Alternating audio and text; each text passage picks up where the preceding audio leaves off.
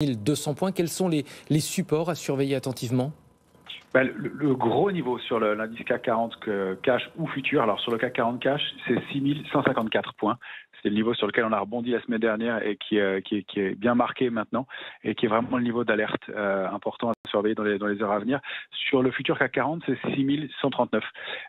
Sont deux niveaux bien identifiés qui sont pour nous l'alerte de court terme. Donc on a un marché qui donne depuis maintenant plusieurs semaines des signaux de faiblesse. Depuis début avril, un peu de distribution, on voyait des prises de bénéfices.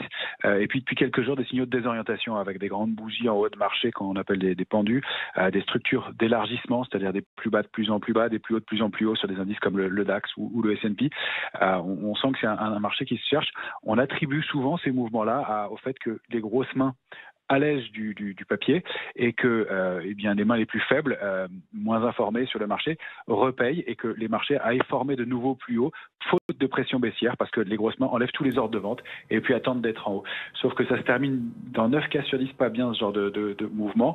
Là, pour l'instant, c'est plutôt les prémices. On n'a rien de très très méchant encore, ça reste assez canalisé, même si c'est quasiment 2% de baisse. Ça se fait de façon assez canalisée, assez technique. Les mouvements de hausse se faisaient avec moins de volume, les mouvements de baisse avec du volume plus marqué. Et puis il faut rappeler qu'on est dans une semaine d'échéance aussi sur les marchés dérivés. Alors ce n'est pas une semaine majeure, c'est pas une échéance majeure le mois de mai, mais ça compte et techniquement quand on dépasse des niveaux, quand on franchit certains niveaux techniques, donc le niveau de 6330, 340 sur le futur ce matin, bien renvoyé à des niveaux inférieurs, 6284, et puis etc. Donc 6216 est un niveau charnière aussi sur le futur, et on évolue, et donc les arbitragistes qui qui équilibrent leur position sur les marchés dérivés, sont obligés de vendre ou d'acheter du futur et d'équilibrer leur position d'option pour défendre leur position face à cette échéance. Romain, on a l'impression que le marché a vraiment changé de psychologie depuis, on va dire, 2-3 semaines. Est-ce que ça se reflète également techniquement? Est-ce qu'on est rentré dans une sorte de long canal? Oui, en fait, on n'arrête pas un mouvement aussi puissant que celui qu'on a connu depuis le mois d'octobre dernier et même avant d'un coup.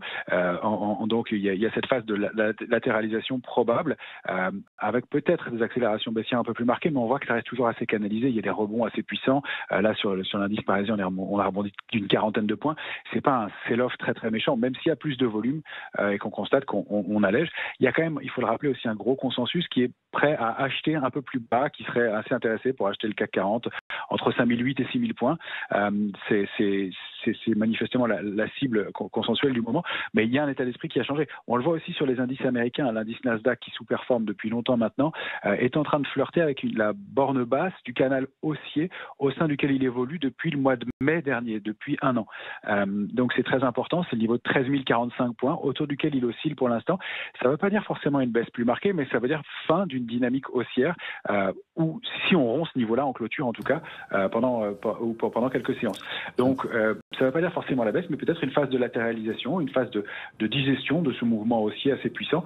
Pour l'instant, on n'a pas encore une fois d'alerte majeure. On a toujours aussi pour l'échéance des portefeuilles assez couverts. C'est pour ça qu'on a des niveaux techniques qui sont enfoncés, mais des réactions aussi. Et pas, encore une fois, cette notion de sell-off.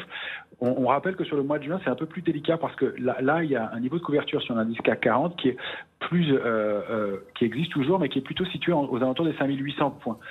Et jusqu'à 6000, il y a une petite ligne, mais en dessous, c'est plutôt 5800 points. Donc, on a un petit risque d'accélération baissière un peu plus marqué, sauf si cette journée un peu plus brutale que les autres, invite les investisseurs à aller transférer de la couverture. Mais on voit qu'il n'y a pas de panique, les investisseurs sont plutôt prévenus. On voit dans le consensus qu'on est un peu prudent. Le fait nouveau, rapidement, ceci dit, qu'on remarque, c'est que l'or, valeur refuge historiquement, continue à avoir un parcours assez haussier dans ce marché, ce qui n'était plus le cas depuis longtemps. Donc, il retrouve peut-être son statut de valeur refuge alors que les crypto-monnaies baissent, alors que les indices baissent. Là, il y a un actif qui semble intéresser les investisseurs dans l'immédiat. Merci beaucoup Romain Daubry, membre de la cellule info d'experts de Bourse Direct. On est un petit peu